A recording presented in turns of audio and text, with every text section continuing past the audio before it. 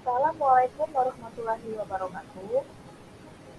Kami dari kelompok 2 akan mempresentasikan hasil diskusi dari kelompok kami mengenai demonstrasi kontekstual, pemahaman peserta didik, dan pembelajaran.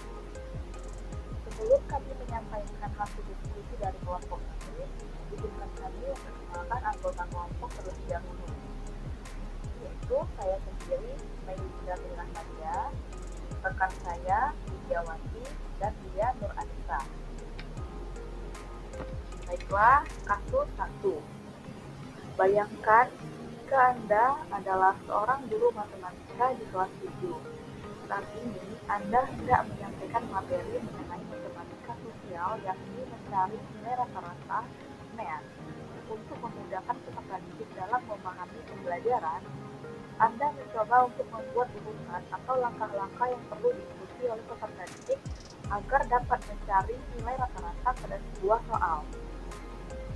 Anda meminta kepada peserta didik untuk mengerjakan soal yang Anda berikan.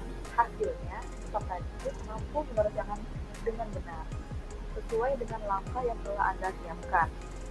Beberapa saat kemudian, Anda meminta kepada peserta didik untuk mengulangi soal yang sama tanpa melihat urutan pengerjaan soal, dan peserta didik mampu mengerjakan dengan benar.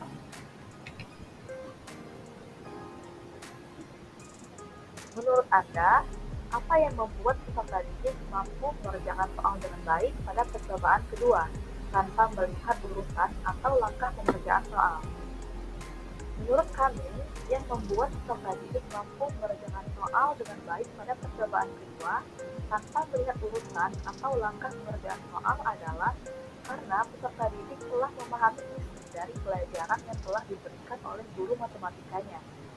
Sehingga, walaupun tidak kembali melihat langkah-langkah pengerjaan soal, peserta didik tetap dapat mengerjakan soal dengan baik. Kemudian, menurut Anda, apa yang membuat peserta didik sebagai seorang calon guru dalam kegiatan belajar yang seperti apa metode di atas dapat diterapkan? Elaborasi jawaban Anda dengan menyertakan teori yang berkaitan. Mengerjakan soal dengan baik pada percobaan kedua, tanpa melihat urutan atau langkah pengerjaan soal. Menurut kami, metode yang dapat diterapkan dalam kegiatan belajar di atas adalah sosial kognitif atau sosial kognitif. Menurut Albert Bandura, walaupun prinsip belajar cukup menjelaskan dan meramalkan perilaku, namun prinsip tersebut harus memperhatikan suatu fenomena yang diabaikan oleh paradigma behaviorisme, yaitu manusia mempunyai kemampuan berpikir dan mengatur tingkah lakunya sendiri. Perilaku dipengaruhi oleh faktor kognitif dan lingkungan. Bandura menyatakan bahwa orang belajar banyak perilaku melalui proses peniruan. Kita bisa meniru beberapa perilaku hanya melalui pengamatan terhadap perilaku model dan akibat yang ditimbulkannya. Proses belajar semacam ini disebut observational learning atau pembelajaran melalui pengamatan.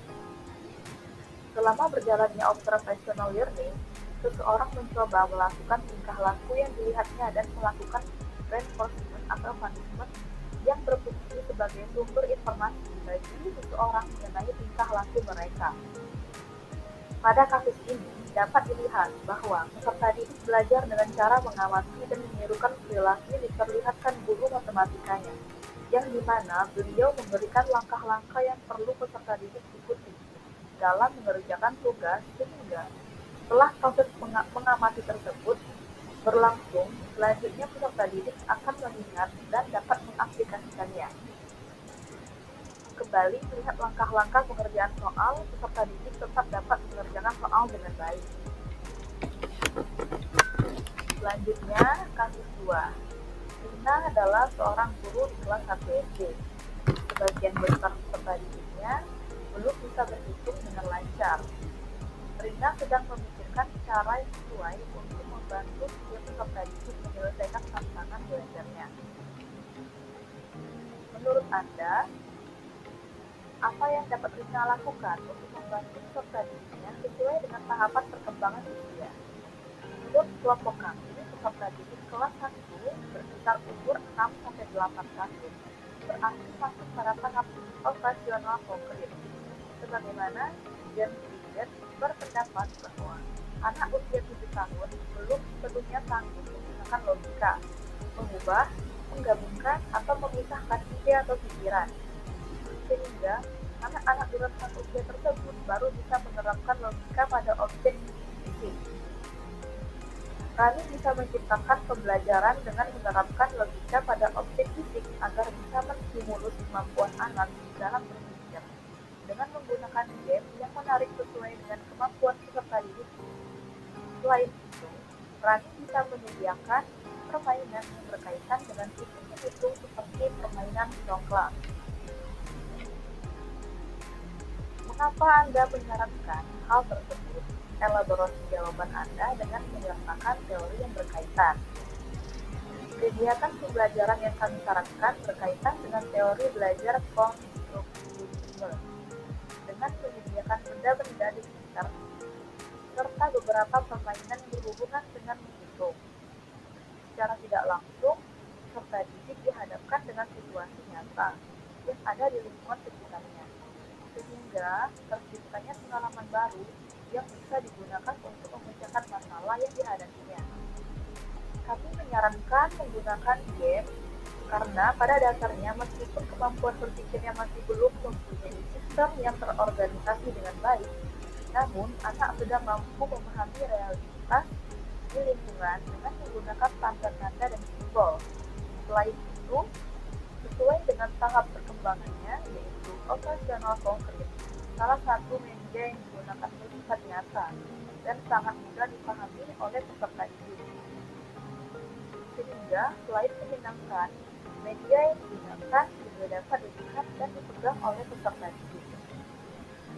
Bruce Fendi mendefinisikan metode permainan matematika bagian kegiatan yang menyenangkan, yang dapat menunjang pencapaian tujuan instruksional dalam pengajaran matematika, baik aspek kognitif, afektif maupun psikomotor.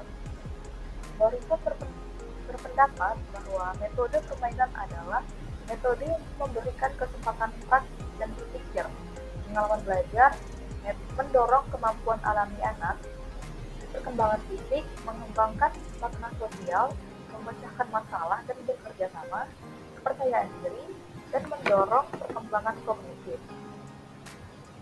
Selain aspek kognitif yang ditingkatkan melalui metode permainan, ternyata metode ini juga dapat mengembangkan aspek-aspek lainnya, misalnya motivasi yang tinggi untuk memperoleh kemenangan dan sedapat mungkin menghindari atau bahkan siap menerima kekalahan. Mengembangkan keterampilan sosial, mengembangkan kecerdasan lewat pengalaman, atau praktik langsung mengembangkan keterampilan fisik, mengembangkan dan mempraktikkan keterampilan bahasa dan baca tulis, meningkatkan harga diri, dan menguasai situasi kehidupan. Selanjutnya, kasus 3. Made adalah seorang guru yang mengajar di salah satu sekolah negeri di wilayah Bali. Dia mengampu mata pelajaran bahasa Indonesia. Dia hendak mengajarkan materi teks deskripsi pada peserta didiknya. Pada buku cetak yang menjadi panduannya saat mengajar, terdapat beberapa contoh teks deskripsi menceritakan tentang bangunan-bangunan pancakar langit yang ada di ibu kota. Dengan memperhatikan latar belakang setiap peserta didiknya, Made pun mencoba untuk memberikan contoh berbeda. Dia memberikan contoh teks deskripsi tentang pantai dan makanan khas di Bali. Menurut Anda, apakah pertimbangan Anda dan keputusan Made sudah sesuai? Mengapa demikian? Menurut kelompok kami, pertimbangan dan keputusan Made sudah sesuai, karena pada kasus ini, Made berusaha menyesuaikan pada lingkungan tempat tinggal mereka saat ini dalam mengajarkan materi teks deskripsi. Sehingga, untuk pemberian contoh teks deskripsi, Made menjadikan pantai dan makanan khas Bali sebagai objek yang sesuai dengan lingkungan tempat tinggal agar lebih mudah untuk dipahami oleh peserta didik. Apa yang digunakan dalam kasus tersebut? Elaborasi jawaban Anda dengan menyertakan teori yang berkaitan.